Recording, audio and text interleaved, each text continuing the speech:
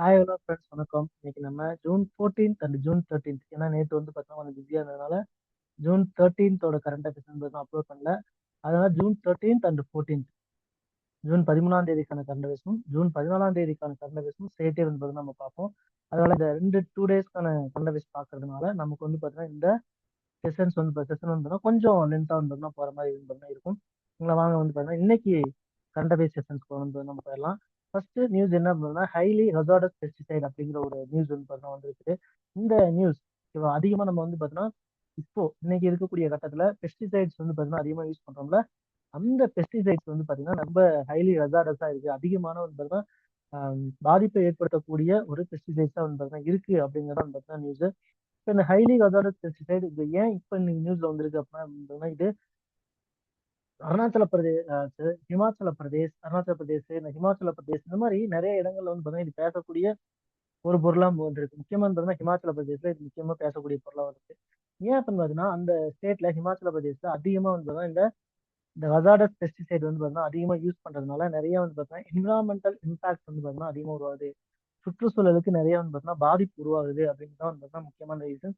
இப்போ ஹிமாச்சல் பிரதேஷ் அப்படின்னு பார்க்கும்போது அங்க நமக்கு நிறைய வந்து பார்த்தீங்கன்னா அக்ரிகல்ச்சர் வந்து பார்த்தீங்கன்னா பண்றாங்க. அதுல முக்கியமா வந்து பார்த்தீங்கன்னா இந்த ஆப்பிள் ஆப்பிள் வந்து பார்த்தீங்கன்னா நமக்கு ஹிமாச்சல் பிரதேஷ்ல வந்து அதிகமாக வருதுல. அப்போ அந்த ஆப்பிள் இந்த மாதிரி முக்கியமா அங்க விளையக்கூடிய அந்த ஃப்ரூட்ஸா இருக்கட்டும், மற்ற வெஜிடபிள்ஸ் எல்லாம் வந்து பார்த்தீங்கன்னா இந்த ஹெச்ஹெச்பிஸ் வந்து பார்த்தீங்கன்னா அதிகமாக யூஸ் பண்றாங்க.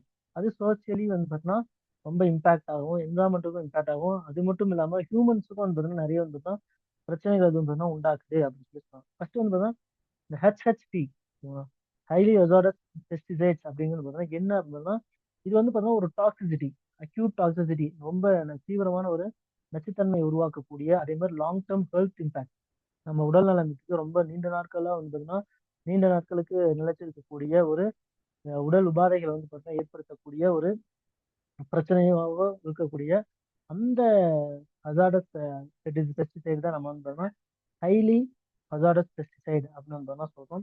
இது முக்கியமா வந்து பார்த்தீங்கன்னா இது ஃபுட் செயின்ஸை வந்து பார்த்தீங்கன்னா பாதிக்குது, வாட்டர் பாடிஸ் வந்து பார்த்தீங்கன்னா பாதிக்குது. ஓகேங்களா? அப்போ இதனால வந்து பார்த்தீங்கன்னா நமக்கு நிறைய பிரச்சனைகள் வந்து பார்த்தீங்கன்னா உருவாகுது. ஏன்னா இந்த பெஸ்டிசைட்ஸ் வந்து பார்த்தீங்கன்னா நம்ம போடுறதுனால என்ன ஆகுது, அது வந்து பார்த்தீங்கன்னா சாயில்ல வந்து பார்த்தீங்கன்னா டெபாசிட் ஆகுது. சாயில்ல டெபாசிட் ஆகி அது என்ன ஆகும், உடனே வந்து பார்த்தீங்கன்னா அது மழை பெஞ்சு மறுபடியும் வந்து பார்த்தீங்கன்னா சாயில வந்து பார்த்தீங்கன்னா என்ன ஆயிரும், கரைஞ்சிரும். மறுபடியும் அது என்ன ஆகும், அண்டர் த எர்த் வந்து பார்த்தீங்கன்னா போகும், பூமிக்கு அடியில் வந்து பார்த்தீங்கன்னா போகும். அப்போ பூமிக்கு அடியில் போகும்போது அது என்ன ஆகுது, கிரவுண்ட் வாட்டரை வந்து பார்த்தீங்கன்னா பாதிக்கும். கரெக்டா? அப்போ இது வந்து பார்த்தீங்கன்னா ஒரு கண்டினியூஸா வந்து பார்த்தீங்கன்னா வாட்டர் பாடிஸையும் வந்து பார்த்தீங்கன்னா இம்பாக்ட் பண்ணுது. அது மட்டும் இல்லாம அண்டர் வாட்டர் கீழே போகலனா கூட சப்போஸ் மழை பெஞ்சா அது என்ன ஆகும், ரிவர், பாண்ட்ஸ், ஏரிகள், குளங்கள் இந்த மாதிரி இடத்துல வந்து பார்த்தீங்கன்னா இது கலக்குது. அப்ப இதனால வந்து பார்த்தீங்கன்னா இது வந்து ரொம்ப முக்கியமா வந்து பார்த்தீங்கன்னா அசாடஸ் ஒரு பெஸ்டிசைட்ஸா வந்து பார்த்தீங்கன்னா இருக்குது அப்படின்னு சொல்றாங்க. இந்த பெஸ்டிசைட்ஸ் வந்து பார்த்தீங்கன்னா அரௌண்ட் வந்து பார்த்தீங்கன்னா ஒரு 60 to 70% ஆஃப் கண்ட்ரிஸ் வந்து பார்த்தீங்கன்னா இந்த பெஸ்டிசைட்ஸ் வந்து பார்த்தீங்கன்னா ஆல்ரெடி வந்து பேன் பண்ணியிருக்காங்க. ஓகேவா? இந்தியாலயும் இது வந்து பார்த்தீங்கன்னா ரெஸ்ட்ரிக்டடா தான், ஐ மீன் கம்ப்ளீட்லி ரெஸ்ட்ரிக்டட் இல்லை. பட் ஆனால் ஒரு சில கண்டிஷன்ஸோட வந்து பார்த்தீங்கன்னா இதை ரெஸ்ட்ரிக்ட் பண்றாங்க. பட் ஆனால் ஒரு சில நாடுகள்ல 60 to 70% நாடுகள் இந்த பெஸ்டிசைட்ஸ் வந்து பார்த்தீங்கன்னா கம்ப்ளீட்டாவே வந்து பேன் பண்ணிட்டாங்க. சரி, ஓகே. இப்ப நம்ம இந்தியால இதை பேன் பண்ணலாமா பண்ணலாம் வேணாமா அப்படிங்கிறது நம்ம ரெண்டாவது. ஃபர்ஸ்ட் இந்த பெஸ்டிசைட்ஸை ஏன் வந்து பார்த்தீங்கன்னா நம்ம பேன் பண்ணணும், ரீசன் பிஹைண்ட் பேன், ஏன் வந்து பார்த்தீங்கன்னா இதை பிஹைண்ட் பண்றதுக்கு நிறைய இந்த பேன் பண்றதுக்கான அந்த ரீசன் என்ன அப்படின்னு நம்ம தெரிஞ்சுக்கணும். ஃபர்ஸ்ட் ஒன் என்ன அப்படின்னா கேன்சர் அண்ட் கிரானிக் டிசீஸ். நான் ரொம்ப நாள்பட்ட நோய்கள் வந்து உருவாகிறதுக்கும் கேன்சர் வந்து உருவாகிறதுக்கும் இந்த பெஸ்டிசைட்ஸ் வந்து பார்த்தீங்கன்னா ரொம்ப ரீசனபிளா வந்து தான் இருக்கு. அடுத்து வந்து நியூராலஜிக்கல் டிசார்டர்ஸ், நரம்பியல் சம்பந்தப்பட்ட கோளாறுகள் வந்து பார்த்தீங்கன்னா ஏற்படுது. அதுக்கப்புறம் ரீப்ரொடக்டிவ் அண்ட் டெவலப்மெண்ட் ப்ராப்ளம்ஸ், நம்மளோட இனப்பெருக்கம், குழந்தையின்மை அந்த மாதிரி தொடர்பான சிக்கல்கள் வந்து பார்த்தீங்கன்னா கொண்டு வருது. அடுத்து வந்து பார்த்தீங்கன்னா விவசாயிகளுக்கு வந்து பார்த்தீங்கன்னா நச்சு வந்து பார்த்தீங்கன்னா ஏற்படுது. ஃபார்மர்ஸ் ஏன்னா இது வந்து பார்த்தீங்கன்னா லேண்ட்ல யூஸ் பண்றதுனா அது ஃப்ரூட்ஸ்லயோ இல்லை வெஜிடபிள்ஸ்லயோ வந்து பார்த்தீங்கன்னா மிக்ஸ் ஆகுது. அதனால ரொம்ப நச்சு வந்து பார்த்தீங்கன்னா பாய்சனே மாறுது. அதை தாண்டி என்விரான்மெண்டல் டிகிரேடேஷன், சுற்றுச்சூழல் வந்து பார்த்தீங்கன்னா சீரழிவுக்கு வந்து பார்த்தீங்கன்னா இந்த பெஸ்டிசைட் அப்படி இந்த பெஸ்டிசைட்ஸ் வந்து பார்த்தீங்கன்னா ஹைலி ஹசார்டஸ் பெஸ்டிசைட் வந்து பார்த்தீங்கன்னா ரீசனபிளா இருக்கு அப்படிங்கிறதா இன்னைக்கான நியூஸ் ஆர்டிகல். நம்ம ஜஸ்ட் வந்து பார்த்தீங்கன்னா ஹைலி ஹசார்டஸ் நியூஸ் ஆர்டிகல்னால என்னென்ன பிரச்சனைகள் வந்து பார்த்தீங்கன்னா சொசைட்டிலையும் என்விரான்மெண்டலையும் ஹெல்த்லையும் வந்து பார்த்தீங்கன்னா வருது அப்படின்னு மட்டும் தெரிஞ்சு வச்சுங்க. தட்ஸ் ஆல் இந்த news article. Next will move to next one. Yes, BIS, bureau of Indian standards அப்படின்னு சொல்லக்கூடிய ஒரு அமைப்பு இருக்காங்க. இந்த அமைப்பை பற்றின நியூஸ் தான் வந்து பார்த்தீங்கன்னா இது. ஏன் அப்படின்னு பார்த்தீங்கன்னா இந்த பிஐஎஸ் அப்படின்னு பார்த்தீங்கன்னா இந்தியாவில் முக்கியமான ப்ராடக்ட்ஸ் நிறைய ப்ராடக்ட்ஸுக்கு வந்து பார்த்தீங்கன்னா இவங்க வந்து பார்த்தீங்கன்னா அங்கீகாரம் கொடுக்கும் கரெக்டா. பிஐஎஸ் அப்படிங்கிறது ஒரு பியூரோ ஆஃப் இந்தியன் ஸ்டாண்டர்ட்ஸ். நம்ம இந்தியாவில் பிஐஎஸ் முத்திரை அப்படின்னு சொல்லி நம்ம கேள்விப்பட்டிருக்கோம்னா அந்த முத்திரையை வழங்கக்கூடிய அந்த அனுமதியை வழங்கக்கூடிய ஒரு அமைப்பு தான் பியூரோ ஆஃப் இந்தியன் ஸ்டாண்டர்ட். ஓகேவா, இது வந்து பார்த்தீங்கன்னா ரெகுலராகவே கரண்ட் அஃபேர்ஸ்ல வந்துட்டு இருக்கு.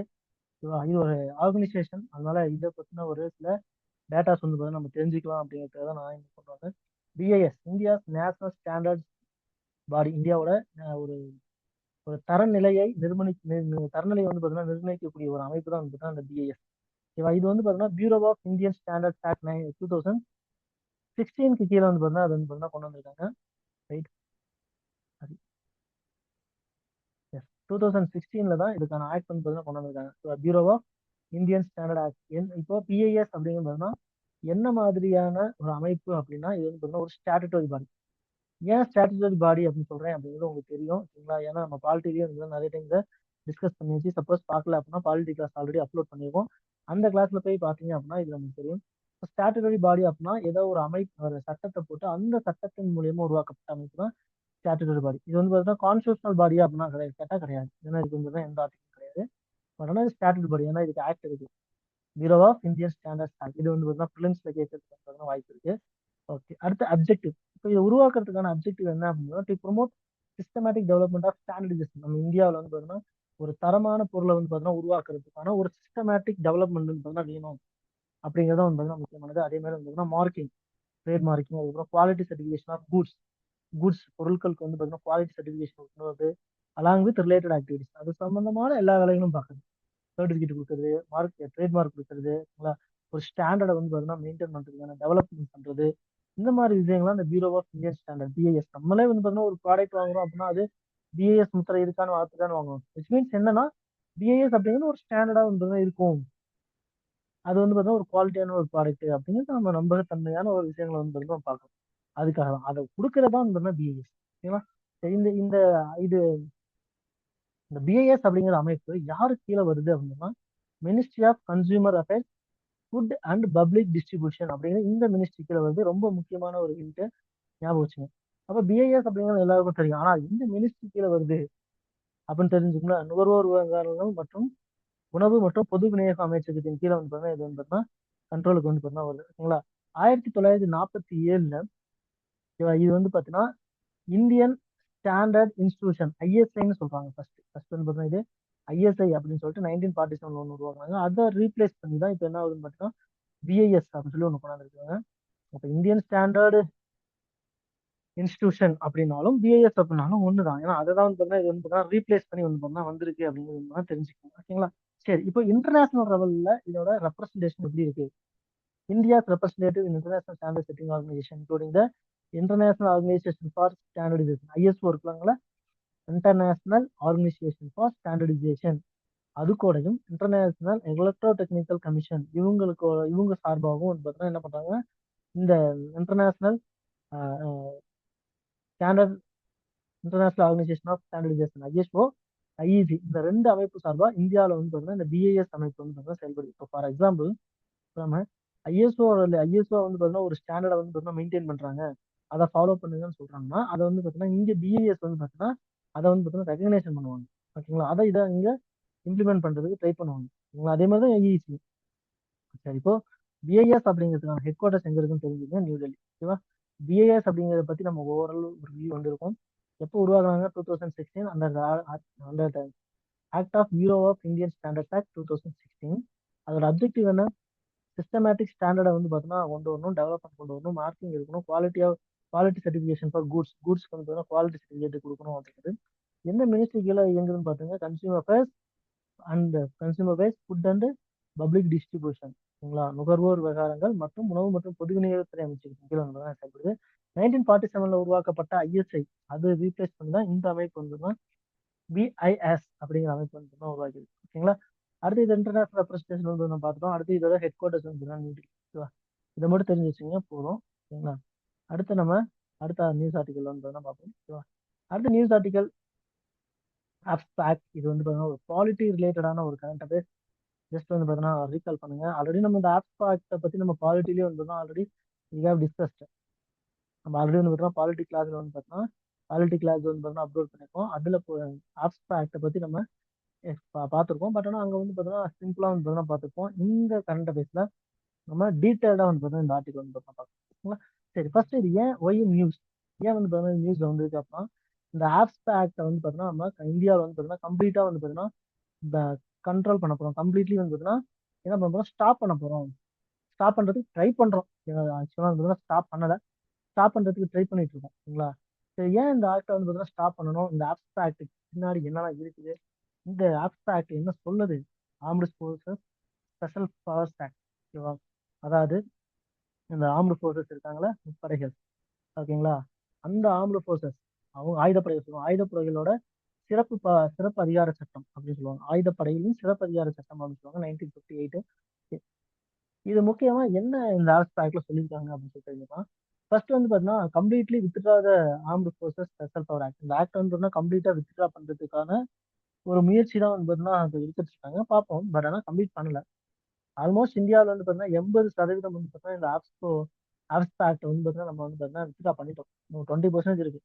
20% வந்து பாத்தீங்கன்னா வித்ட்ரா பண்ணணும். அதுக்கு சரி, ஓகே. ஃபர்ஸ்ட் இந்த ஆக்ட் வந்து பாத்தீங்கன்னா இப்போ எங்கெங்கெல்லாம் வந்து பாத்தீங்கன்னா ஒர்க்கிங்ல இருக்கு, அஸ்ஸாம், மணிப்பூர், நாகாலாந்து, அருணாச்சல பிரதேஷ், இந்த 4 ஸ்டேட்ல மட்டும் தான் இப்ப கரண்டா வந்து ஒர்க்கிங் இருக்கு. ஃபர்ஸ்ட் இந்த ஆர்ம்டு ஃபோர்ஸ் ஸ்பெஷல் பவர் ஆக்ட்னா என்னன்னு தெரியணும். ஏன்னா இப்போ ஆர்ம்டு ஃபோர்ஸஸ் இருக்காங்களா, ஆர்மி, நேவி, ஏர்ஃபோர்ஸ், ராணுவ படை, விமானப்படை, இந்த மாதிரி ஆர்ம்டு ஃபோர்ஸ் இருக்காங்களா, இந்த ஆர்ம்டு ஃபோர்ஸஸ்க்கு ஒரு ஸ்பெஷல் பவர் கொடுக்குறாங்க. ஒரு ஸ்பெஷல் பவர் கொடுக்குறாங்க. ஓவரால் இந்தியா ஃபுல்லா கிடையாது. நார்மலா இந்தியால மத்த அதர் ஸ்டேட்லயோ இல்ல அதர் டெரிட்டரியிலயோ இருக்கக்கூடிய இந்த ஆர்ம்டு ஃபோர்ஸஸ்க்கும் இந்த பர்டிகுலர்ல அஸ்ஸாம், மணிப்பூர், நாகாலாந்து, அருணாச்சல பிரதேஷ்ல இருக்கக்கூடிய ஒரு சில செலக்டட் ஏரியா, அந்த செலக்டட்ல இருக்கக்கூடிய ஆர்ம்டு ஃபோர்ஸஸ்க்கும் நிறைய டிஃபரன்ஸ் இருக்கு. இப்போ நார்மலா வந்து பாத்தீங்கன்னா அந்த ஆர்ம்டு ஃபோர்ஸஸ் வந்து பாத்தீங்கன்னா நிறைய பவர்ஸ் வந்து பாத்தீங்கன்னா பப்ளிக் கிட்ட வந்து பாத்தீங்கன்னா கொடுத்துருக்க மாட்டாங்க. நீங்க பார்டர்ல என்ன வந்து பண்ணீங்கன்னா அது ஃபுல் கண்ட்ரோல் கொடுத்துருப்பாங்க. ஃபுல்லா வந்து பாத்தீங்கன்னா ஃப்ரீ பண்ணியிருப்பாங்க. ஆனா சிவிலியன்ஸ் கிட்ட வந்து பாத்தீங்கன்னா இந்த ஆர்ம்டு ஃபோர்ஸஸ் வந்து பாத்தீங்கன்னா ஒரு சில கண்ட்ரோலோட தான் இருப்பாங்க. எந்த காரணத்தை கொண்டும் சீக்கிரமா வந்து பாத்தீங்கன்னா வெப்பன்ஸ் யூஸ் பண்ண மாட்டாங்க. இப்ப நம்மளே வந்து பாத்தீங்கன்னா நிறைய ஆர்ம்டு ஃபோர்ஸஸ்லாம் வராங்கல்ல, ஏதாவது பிரச்சனை இருந்துச்சுன்னா மிலிட்ரி எல்லாம் இறங்குறாங்க.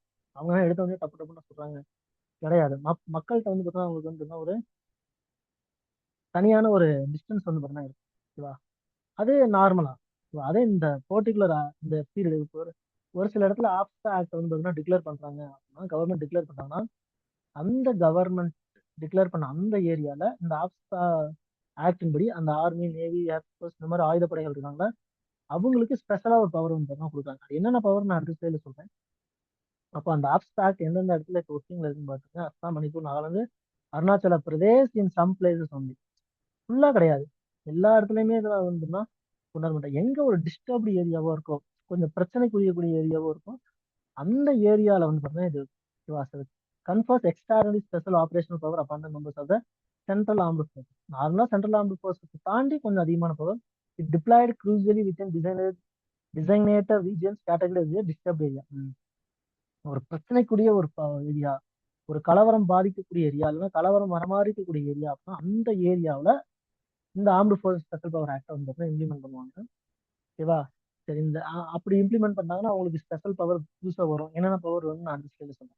இப்போ ஃபர்ஸ்ட் இதோட ஹிஸ்டரின்னு பார்க்கும்போது armed force special power act அப்படின்னு வரதுக்கு முன்னாடி ஃபர்ஸ்ட் வந்து பிரசிடென்சியல் ஆர்டர், அதாவது குடியரசுத் தலைவரோட அவசர சட்டம் மூலியமா தான் 1958 இதை கொண்டு வந்தாங்க. அதுக்கப்புறம் அதே 1958 it become the special power act 1958 அப்படின்னு சொல்லி ஒரு ஆக்டை கொண்டு வந்து அந்த ஆக்டின் மூலியமா இந்த சட்டத்தை வந்து பார்த்தீங்கன்னா செயல்படுத்தாங்க. ஓகேங்களா? அதற்காக இப்போ நமக்கு இந்த ஆர்ம்டு ஃபோர்ஸஸ் ஸ்பெஷல் பவர் ஆக்ட்லாம் என்னென்ன ஸ்பெஷல் ப்ரொவிஷன் இந்த ஆர்ம்டு ஃபோர்ஸஸ்க்கு கொடுத்துருக்காங்கன்னு சொல்லி நம்ம தெரிஞ்சுக்கோம். கீ ஃபியூச்சர்ஸ் என்ன அப்படின்னா power to open fire, section 4 clause A என்ன பண்ணுவோம், இப்போ அவங்க வந்து பார்த்தீங்கன்னா எப்போ வேணுமோ வந்து பார்த்தீங்கன்னா ஓப்பன் ஃபயர் பண்ணலாம். இல்லைங்களா? துப்பாக்கி சூடு இப்போ திடீர்னு ஒரு இடத்துல இப்போ ஃபார் எக்ஸாம்பிள் இப்போ தமிழ்நாட்டில் வந்து பார்த்தீங்கன்னா ஒரு தமிழ்நாடு ஃபுல்லாக கூட வச்சுக்கோங்க. தமிழ்நாடு ஃபுல்லாக வந்து பார்த்தீங்கன்னா இப்போ தமிழ்நாட்டை வந்து பார்த்தீங்கன்னா ஆப்ஸ்டா ஆக்ட் வந்து கீழே கொண்டு வராங்க அப்படின்னா தமிழ்நாட்டில் எங்க வேணுமோ அவங்க வந்து பார்த்தீங்கன்னா ஓப்பன் ஃபயர் பண்ணலாம். யாரு? Armed force. அடுத்த டிஸ்ட்ரக்ஷன் ஆஃப் போர்ட்டிஃபைட் கேம்ப்ஸ். இப்போ நிறைய இடத்துல வந்து பார்த்தீங்கன்னா ஆக்கிரமிக்கப்பட்ட முகாம்கள், இங்க இருந்து நிறைய வந்து பார்த்தீங்கன்னா military camp, sorry, terrorist camp இருக்கு அப்படின்னா அந்த மாதிரி டெரரிஸ்ட் கேம்பை இவங்க என்ன பண்ணலாம், அடிச்சு என்ன பண்ணலாம், அழிக்கலாம். அடுத்து வந்து பார்த்தீங்கன்னா வாரண்ட்லெஸ் அரெஸ்ட், வாரண்டே இல்லாம வந்து பார்த்தா அரெஸ்ட் பண்ணலாம் செக்ஷன் 4C கீழ. அடுத்து custody to safe handling protocol, காவலில் உள்ளவர்களுக்கு கையாள்வதற்கான நெறிமுறைகள் வந்து பார்த்தீங்கன்னா கொடுத்துருப்பாங்க.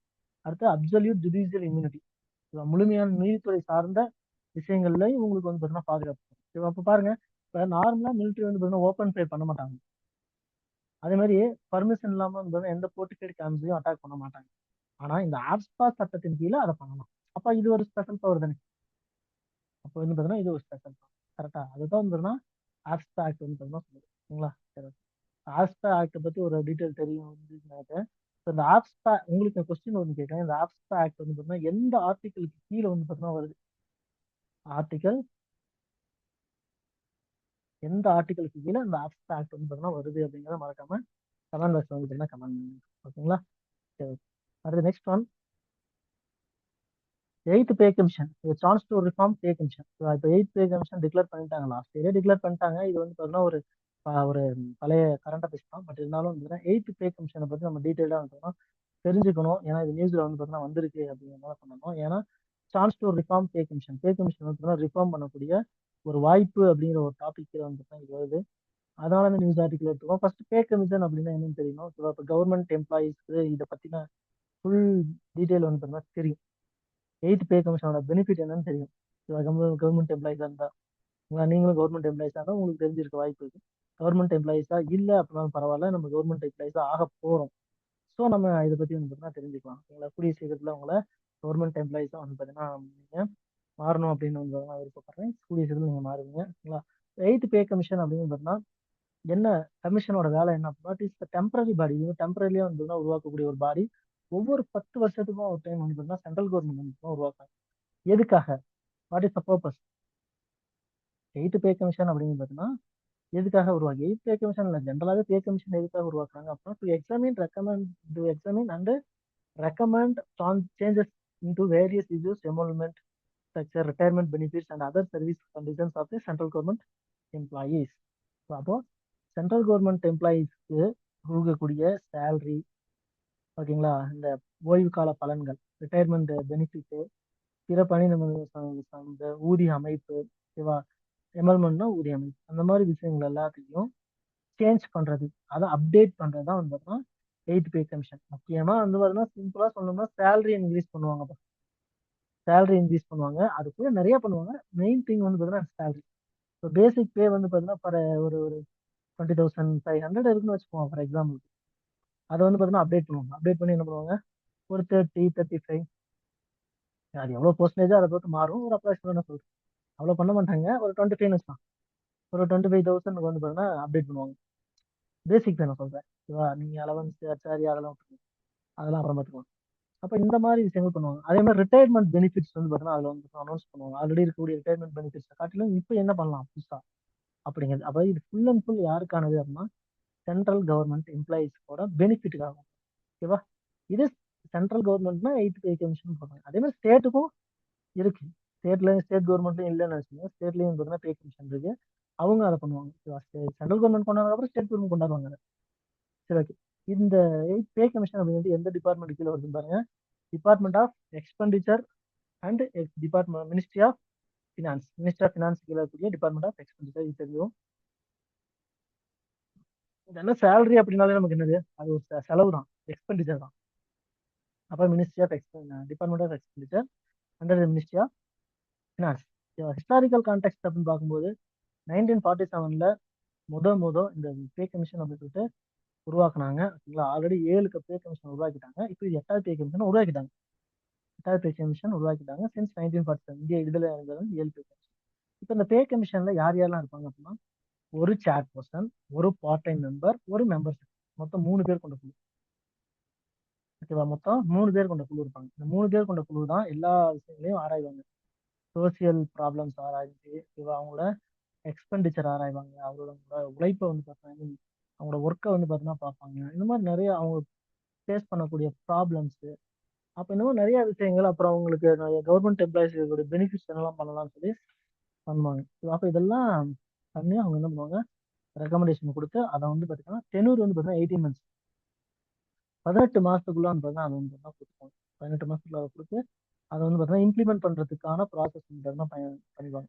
ஸோ அப்போ பே கமிஷன் அப்படிங்கிறது என்ன நமக்கு வந்து பார்த்தீங்கன்னா தெரிஞ்சிச்சு. சரி, இப்போ 8th பே கமிஷனை பத்தி நம்ம தெரியும். ஏன்னா 7 பே கமிஷன் முடிஞ்சிச்சு. இப்போ 8வது பே கமிஷன் என்ன சொல்றாங்க? 8வது பே கமிஷன் எப்போ உருவாக்குனாங்கன்னு பாருங்க. நவம்பர் 3, 2025ல இந்த பே கமிஷன் வந்து பார்த்தீங்கன்னா உருவாக்குனாங்க. யாரோட தலைமையில, யாரோட சேர் பர்சன், மொத்தம் 3 பேர் இருப்பாங்கன்னு படிச்சிருக்கோம். இப்பதான் பார்த்தோமா 3 பேர்த்துல யார் யாரெல்லாம் இருக்காங்க அப்படின்னா, ஃபர்ஸ்ட் பர்சன் யாரு அப்படின்னா ஜஸ்டிஸ் ஜஸ்டிஸ் சஞ்சன பிரகாஷ் தேசாய் அப்படின்னு சொல்லிட்டு இவர் வந்து பார்த்தீங்கன்னா ஒரு ஃபார்மர் சுப்ரீம் கோர்ட் ஜட்ஜ். ஓகேவா? அதாவது சுப்ரீம் கோர்ட்டோட முன்னாள் நீதிபதி. ஓகேவா? அவரோட தலைமையில தான் வந்து உருவாக்குனாங்க. இதுல கூடிய பார்ட் டைம் மெம்பர் யாரு அப்படின்னா சோலோக் கோர்ஸ் அப்படின்னு சொல்லிட்டு இவர் வந்து பார்த்தீங்கன்னா ஐஐஎம் பெங்களூரோட ப்ரொஃபஸரா வந்து இருக்காரு. அவரு அடுத்து மெம்பர் செக்ரட்டரி யாருன்னு பார்த்தீங்கன்னா பங்கஜ் செயின், பெட்ரோலியம் செக்ரட்டரி. பெட்ரோலியத்துறை இருக்குல்ல, அந்த பெட்ரோலியத்துறையோட செக்ரட்டரி. இவங்க 3 பேர் கொண்ட கமிஷன் தான் வந்து இந்த 8th பே கமிஷன். இது மேபி வந்து கரண்ட் அஃபேர்ஸ்ல கேட்கறதுக்கு வாய்ப்பு இருக்கு. ஏன்னா நவம்பர் மாசம் தான் வந்து அதை உருவாக்கியிருக்காங்க. கண்டிப்பா ஏன்னா 1 இயர் கண்டஸ்ட் நம்ம படிப்போம் ஆல்மோஸ்ட். சரிங்களா? அப்ப கண்டிப்பா அடுத்து வரக்கூடிய எல்லா காம்படிட்டிவ் எக்ஸாம்லயுமே இந்த கொஸ்டின் வந்து பார்த்தீங்கன்னா ரிஃப்ளெக்ட் ஆகிறதுக்கு வாய்ப்பு அதிகமா இருக்கும். ஏன்னா 8th பே கமிஷனோட சேர்மன் யாரு, 8th பே கமிஷனோட மெம்பர் யாரு, பார்ட் டைம் மெம்பர் யாரு, மெம்பர் செக்ரட்டரி யாரு அப்படின்னு கேட்கறதுக்கு வாய்ப்பு இருக்கு. That's all the 8th pay commission. 8th pay commission recommendation வந்து பார்த்தீங்கன்னா என்ன கொண்டு வராங்க அப்படிங்கிறது நம்ம பின்னாடி பார்ப்போம். இன்னொரு கிளாஸ்ல அதை பத்தி டிஸ்கஸ் பண்ணுவோம். இப்போ 8th பே கமிஷன் உருவாக்கி இருக்காங்க அப்படின்ட்டு தெரிஞ்சு வச்சுங்க. அதுல யார் யார் இருக்காங்க மட்டும் தெரிஞ்சு வச்சுங்க போதும். ஓகேவா? எஸ். அடுத்து major types of nuclear reactor. இதை ஏன் சார் இப்போ கொண்டு வரீங்க அப்படின்னு சொல்லி கேட்கலாம். நியூக்ளியர் மிஷன் அப்படின்னு சொல்லிட்டு நம்ம இந்தியாவில் வந்து பார்த்தீங்கன்னா ஒரு மிஷன் வந்து பார்த்தீங்கன்னா போயிட்டு இருக்கு. அது ரிலேட்டடான ஒரு current affairs. Nuclear mission. Recently, nuclear program and global debates are advanced reactor technology are frequently in focus for energy security and climate goals. Energy security, அந்த எனர்ஜி செக்யூரிட்டிக்காகவும் கிளைமேட் கோல்ஸ், காலநிலை, அந்த காலநிலை மாற்றத்திற்காக, காலநிலை பிரச்சனைகள் உருவாகாமல் இருக்கிறதுக்கு நம்ம வந்து பார்த்தீங்கன்னா இப்போ நியூக்ளியர் ரியாக்டர் ரிலேட்டடான விவாதங்கள் இந்தியா மட்டும் இல்லாமல் உலக அளவில் போயிட்டு இருக்கு.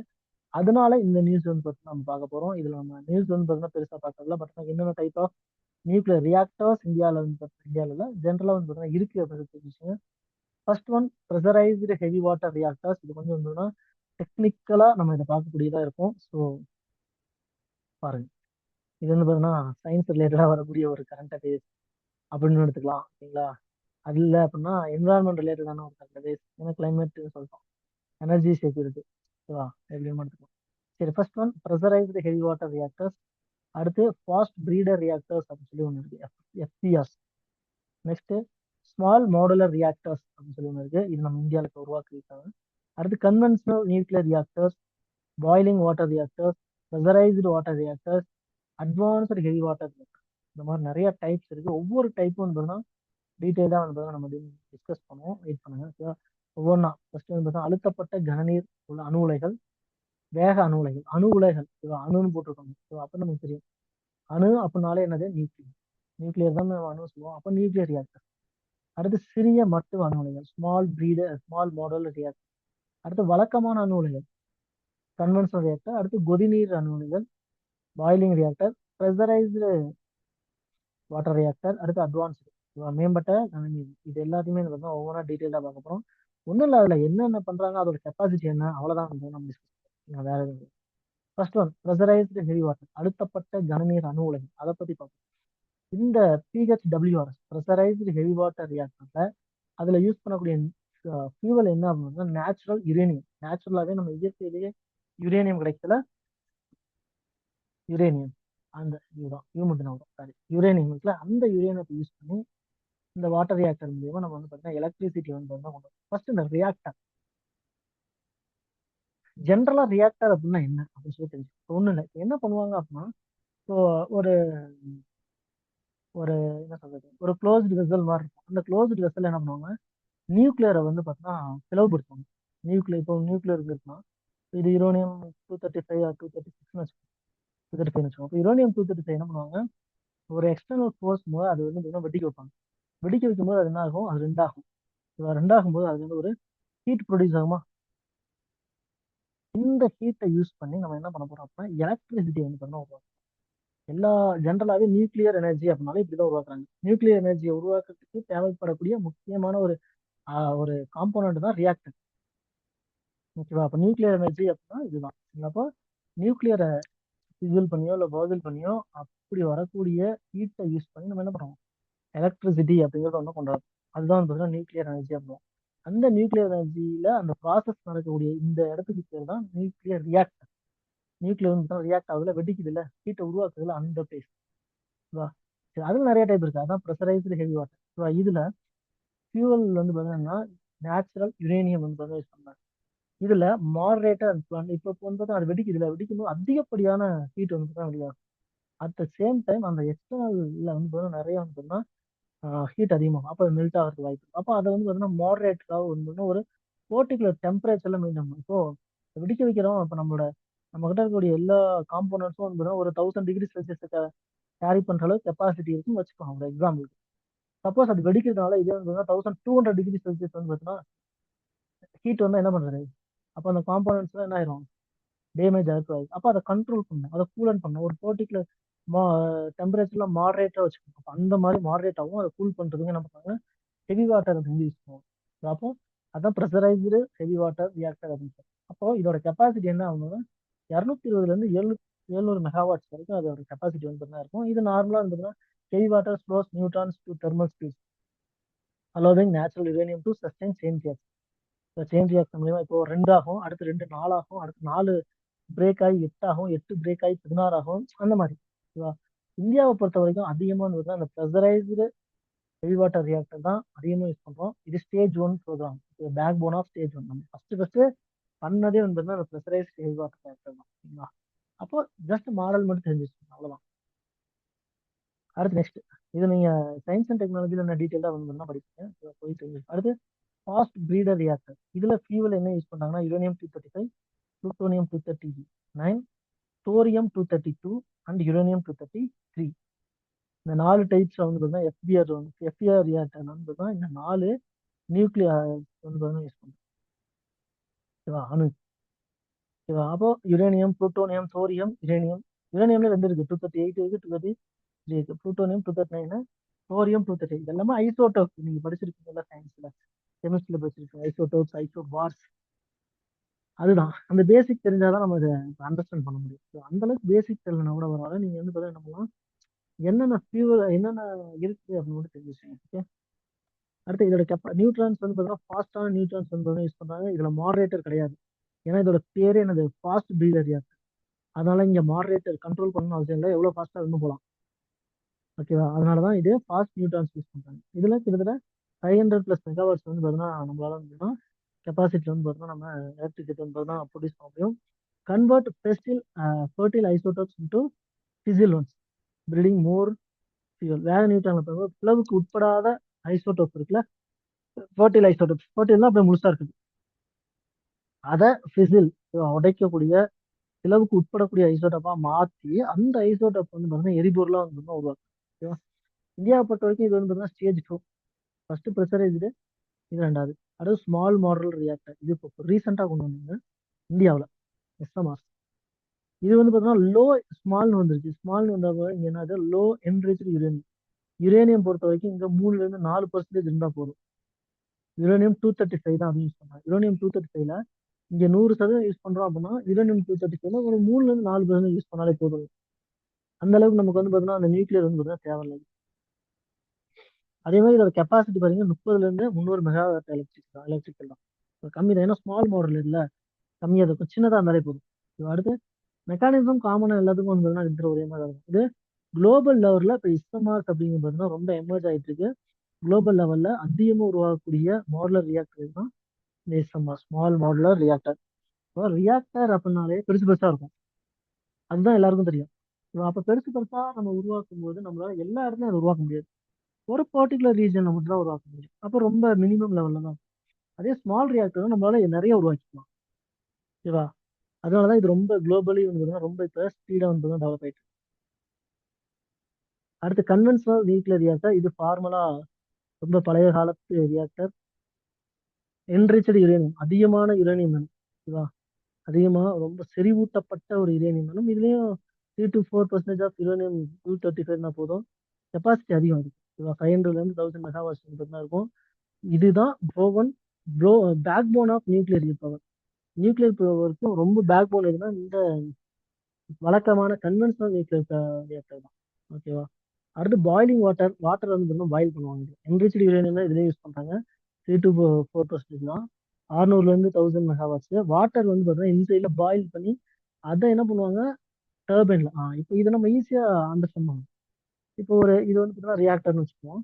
இப்போ இது ரியாக்டர். இது வந்து பார்த்தீங்கன்னா நம்ம என்ன பண்ணுவோம், அந்த நியூக்ளியர் வந்து பார்த்தீங்கன்னா வெடிக்க வைக்கும். அது வந்து ஒரு ஹீட் ஆகுதா, அந்த ஹீட்டை ஒரு பைப் மூலியமாவோ இது மூலியமா பாஸ் பண்றோம். இங்க நிறைய வந்து வாட்டர் ஃப்ளோ ஆகக்கூடிய பைப்ஸ் இருக்குன்னு வச்சுக்கோங்க. இந்த ஹீட்டை வந்து ஹீட் பண்ணும்போது என்ன ஆகும், இந்த வாட்டர் ஃப்ளோ ஆகக்கூடிய இந்த பைப் இருக்குல்ல, இந்த பைப்புக்குள்ள தண்ணி போயிட்டே இருக்கும். அந்த தண்ணியை வந்து பார்த்தீங்கன்னா இந்த ஹீட் வச்சு என்ன பண்ணுவோம், ஹை அதிகமான டெம்பரேச்சர்ல ஹீட் பண்ணும்போது இந்த பைப்புக்குள்ள இருக்கக்கூடிய தண்ணி எல்லாம் என்ன ஆயிரும், ஸ்டீமா மாறிடும். அதாவது என்னவா மாறும், நீராவியா மாறிடும். ஆவியா போயிடும். அந்த ஆவி வந்து இது என்ன பண்ணுவாங்க, இங்க ஒரு டர்பைன் வச்சிருக்கோம். இந்த டர்பைன்ல வந்து பார்த்தீங்கன்னா பாஸ் பண்ணுவாங்க. இந்த டர்பைன்ல பாஸ் பண்ணும்போது என்ன ஆகும், ரொட்டேட் ஆகும். இந்த டர்பைன் ரொட்டேட் ஆகும்போது இந்த டர்பைனோட சென்டர்ல இருந்து ஒரு ராடு, இதெல்லாம் அஷ்யூம் பண்ணிக்கோங்க, ராடு வந்து பார்த்தீங்கன்னா கனெக்ட் ஆயிருக்கு. இந்த ராடும் ரொட்டேட் ஆகும். இந்த ராடு ஜென்ரேட்டரோட கனெக்ட் ஆகி அந்த ஜென்ரேட்டர் மூலியமா எலக்ட்ரிசிட்டி. ஓகேவா? புரிஞ்சுதா? இதான் இதான் பாய்லிங் வாட்டர் ரியாக்டரோட ஒர்க்கிங் பிரின்சிபல். ஓகேவா? நல்லா புரிஞ்சுங்க. ஃபர்ஸ்ட் ரியாக்டர், அதை வந்து பார்த்தீங்கன்னா ஒரு ஸ்டீம், வாட்டர் போகக்கூடிய ஒரு பைப்ல பாஸ் பண்ணி அதை ஸ்டீமா கன்வெர்ட் பண்ணி அந்த நீராவியை ஹை ப்ரெஷர்ல, ரொம்ப ப்ரெஷரா அந்த டர்பைன்ல வந்து பார்த்தா பட வைப்பாங்க. பிளேட்ல படம்னா என்ன ஆகும், அது ரொட்டேட் ஆக ஆரம்பிக்கும். ரொட்டேட் ஆக ஆரம்பிச்சோன்னா என்ன ஆயிரும், அது நேரா அது கூடயே ஒரு சாஃப்ட்டை கனெக்ட் பண்ணி அதை வந்து பார்த்தீங்கன்னா ஜென்ரேட்டரோட கனெக்ட் பண்ணிப்பாங்க. அப்போ இந்த இது ரொட்டேட் ஜென்ரேட்டர் சுத்த ஆரம்பிச்சோம். ஜென்ரேட்டர் சுத்த ஆகும்போது நமக்கு எலக்ட்ரிசிட்டி. இப்போ நம்ம திருவிழால எல்லாம் ஜென்ரேட்டர் சுத்துறதுக்கு டீசல் ஊற்றுவாங்க. சரிங்களா? டீசலை ஊற்றி அதை பேர்ன் பண்ணுவாங்க. அதுக்கு பதிலாக நம்ம இங்க என்ன பண்ணுவோம், ஹீட்டை யூஸ் பண்ணி ஸ்டீம் மூலியமா அந்த பிளேடை வந்து பார்த்தீங்கன்னா சுத்த வைக்கணும். அவ்வளவுதான் பிரின்சிபல். ஓகேங்களா? புரிஞ்சிருக்கும்னு நினைக்கிறேன். Okay, thank you. அடுத்து ப்ரெஷரைஸ்டு வாட்டர் ரியாக்டர். சேம் அதே கான்செப்ட், எல்லாமே ஒரே கான்செப்ட் தான். ஓகேவா? அதே யுரேனியம்-235. கெப்பாசிட்டி மட்டும் மாறி மாறி வரும். 900 to 1300 மெகாவாட். இந்த ப்ரெஷரைஸ்டு வாட்டர் ரியாக்டரும் உலகம் ஃபுல்லா நிறைய இடத்துல யூஸ் பண்ணுறாங்க. அட்வான்ஸ்டு ஹெவி வாட்டர் ரியாக்டர் நம்ம வந்து பார்த்தீங்கன்னா இதை பார்க்கலாம். இதுல தோரியம், அதுக்கப்புறம் கொஞ்சம் யுரேனியம்-235, யுரேனியம்-239 இதுவும் வந்து தான் யூஸ் பண்றாங்க. தோரியம் யூஸ் பண்றாங்க இதுல முக்கியமா அட்வான்ஸ்டு ஹெவி வாட்டர்ல. இத stage 3 of nuclear programme thorium focus பண்ணுங்க. ஏன்னா தோரியத்தை ஃபோக்கஸ் பண்ணீங்கன்னா எல்லா ரியாக்டருமே பாத்தீங்கன்னா யுரேனியம்-235 தான் யூஸ் பண்றோம். எப்பயுமே ஒரே நியூக்ளியரே நம்ம யூஸ் பண்ணி ஒரு தடவை தீர்ந்து போயிடும். அப்ப ஆல்டர்னேட் நமக்கு வேணும். நம்ம வெறும் டீசல் பெட்ரோலையே யூஸ் பண்ணி எல்லாமே ட்ரை ஆகி போச்சா, நம்ம எலக்ட்ரிசிட்டிக்கு மாறக்கூடிய ஒரு கட்டாயத்துக்கு வந்திருக்கோம். அதே மாதிரிதான் நியூக்ளியர் ரியாக்டரும். அப்போ நம்ம அடுத்த ஸ்டேஜுக்கு போகணும். அப்போ இது வந்து பாத்தீங்கன்னா அட்வான்ஸ்டு ஹெவி வாட்டர் ரியாக்டர் அப்படிங்கிறது தோரியம் பேஸ்டு அப்படிங்கிறனால தோரியத்தை வந்து பாத்தீங்கன்னா அவங்க ஃபோக்கஸ் பண்ணாங்க. ஜஸ்ட் ஒரு ரீட் அவுட் பண்ணிடுங்க. ரீட் அவுட் பண்ணா உங்களுக்கு புரியும்.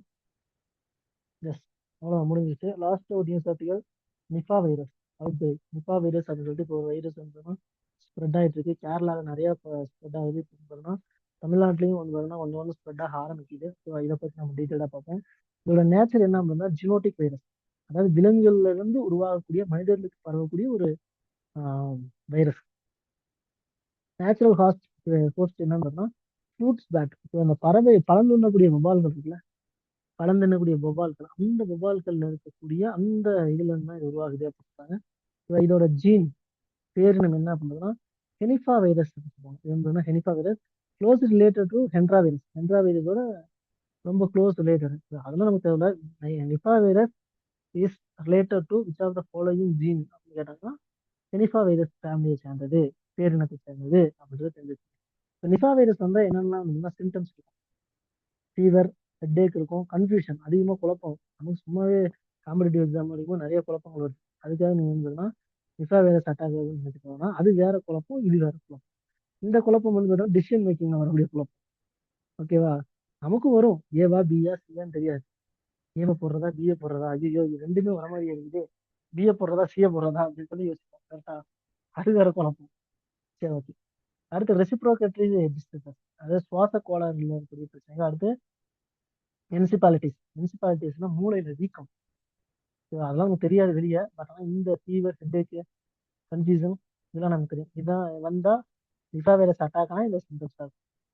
சரி, இது எப்படி பரவுது அப்படின்னா பேட் டு ஹியூமன், அதாவது வவ்வால்கள்ல இருந்து மனிதர்களுக்கு வந்து என்ன பரவுது.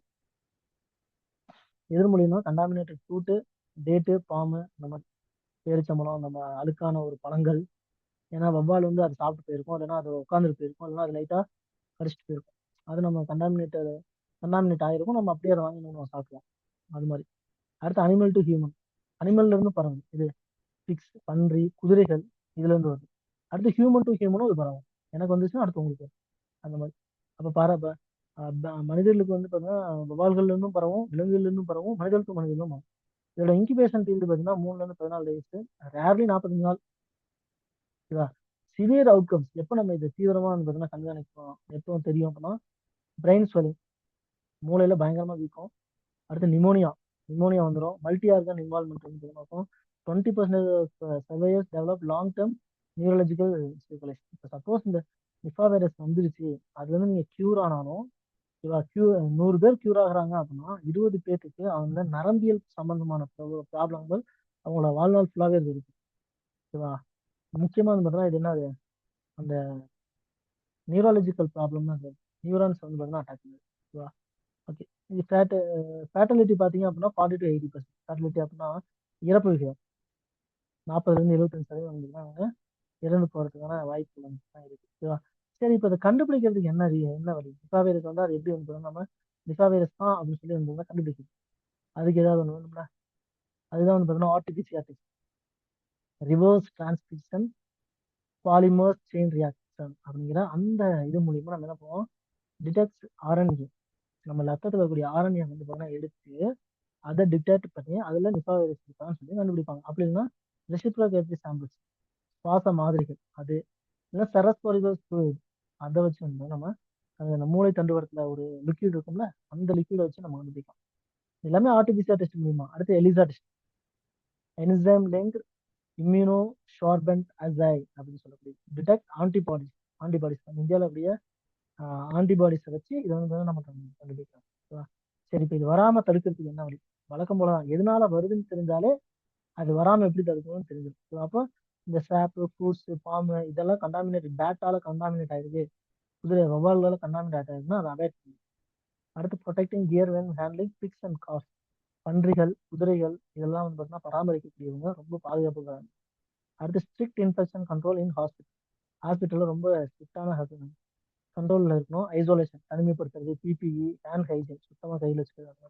வேர்ல்டு ஹெல்த் ஆர்கனைசேஷன் என்ன சொல்லியிருக்காங்க அப்படின்னா ஏர்பார்ன் ப்ரிகாஷன்ஸ், இந்த காற்றின் மூலமா பரவக்கூடிய நோய்களுக்குன்னு ஒரு ப்ரிகாஷன்ஸ் சொல்லிச்சிருப்போம்ல, அந்த ப்ரிகாஷன்ஸை இதுலையும் பயன்படுத்தணும். ஓகேவா? சரி, இப்போ நிபா வைரஸ் வந்துருச்சு, இதோட ட்ரீட்மெண்ட் என்ன, என்ன ட்ரக் இருக்கு அப்படின்னா ஒன்றும் கிடையாது. No licence drug and vaccine, இதுக்குன்னு எந்த ஒரு ட்ரக்கும் எந்த ஒரு வேக்சினும் கிடையாது. பட் ஆனால் இதை கண்ட்ரோல் பண்றதுக்கு என்ன பண்ணலாம், சப்போர்ட்டிவ் கேரா வந்து பண்ண ஒரு சிலர் யூஸ் பண்ணலாம். என்னன்னா ஆக்சிஜன் தெரப்பி, அதிகமான ஆக்சிஜன் தான் போகுது, வென்டிலேஷன், அதுக்கப்புறம் வந்து யூரினல் டயாலிசிஸ், யூரினல் டயாலிசிஸ், அந்த யூரினல் டயாலிசிஸ், ரீஹைட்ரேஷன், ஆக்சிஜன் கொடுக்கறது, காற்றோட்டமான இருக்கிறது, யூரினல் டயாலிசிஸ் கொடுக்கறது, சிகிச்சை கொடுக்கலாம். ரீஹைட்ரேஷன், நீர் வந்து பார்த்தீங்கன்னா உடம்பு குறைஞ்சிருச்சுன்னா அதை ஹைட்ரேட் பண்றது, இந்த மாதிரி. ஓகேவா? சரி, ஓகே. அடுத்து குளோபல் ஸ்ப்ரெட், இந்தியா உலகம் ஃபுல்லா இது எங்கெல்லாம் இருந்ததுன்னா, நிபா வைரஸ் ஃபர்ஸ்ட் 1998ல மலேசியாவில் வந்து வந்துச்சு. அதுக்கப்புறம் அப்படியே சிங்கப்பூர், அப்படியே இந்தியா, பிலிப்பைன்ஸ், எல்லா நாடுகளையும் வந்துருச்சு. இது நமக்கு தேவையில்ல. ஃபர்ஸ்ட் வந்தது வந்து ஞாபகம் வச்சுக்கோ, 1998 in Malaysia. That's all. Nipah வைரஸை பற்றி ஃபுல் டீட்டெயிலாக நம்ம படிச்சிட்டோம், தெரிஞ்சிருக்கும்னு நினைக்கிறேன். உங்களுக்கு புரிஞ்சிருக்கும்னு நினைக்கிறேன். ஓகேங்களா? புரியல அப்படின்னா கமெண்ட் பாக்ஸ் வந்து கமெண்ட் பண்ணுங்க, நான் என்னன்னு ஆன்சர் பண்றேன். இது மாதிரி முக்கியமான கண்டக்ட்ஸ் நமக்கு தெரிஞ்சுக்கணும் அப்படின்னா மறக்காம நம்மளோட டெலிகிராம் சேனல் ஃபாலோ பண்ணிச்சுன்னா நிறைய கண்டக்ட்ஸ் இருக்கு. We are updating. Thank you so much. We are meeting next another current affairs session. Video பிடிச்சிருந்தா வீடியோ லைக் பண்ணிட்டு உங்க ஃப்ரெண்ட்ஸ்க்கு எல்லாருக்கும் ஷேர் பண்ணுங்க. மறக்காம சேனலை சப்ஸ்கிரைப் பண்ணிட்டு உங்க ஃப்ரெண்ட்ஸுக்கு ஷேர் பண்ணுங்க. தேங்க்யூ. ஏதாவது டவுட் இருந்தால் கமெண்ட் பாக்ஸ் கமெண்ட் பண்ணுங்க. Thank you to all. அடுத்த கரண்ட் அஃபேர்ஸ் செஷன் முடிப்போம். தேங்க்யூ.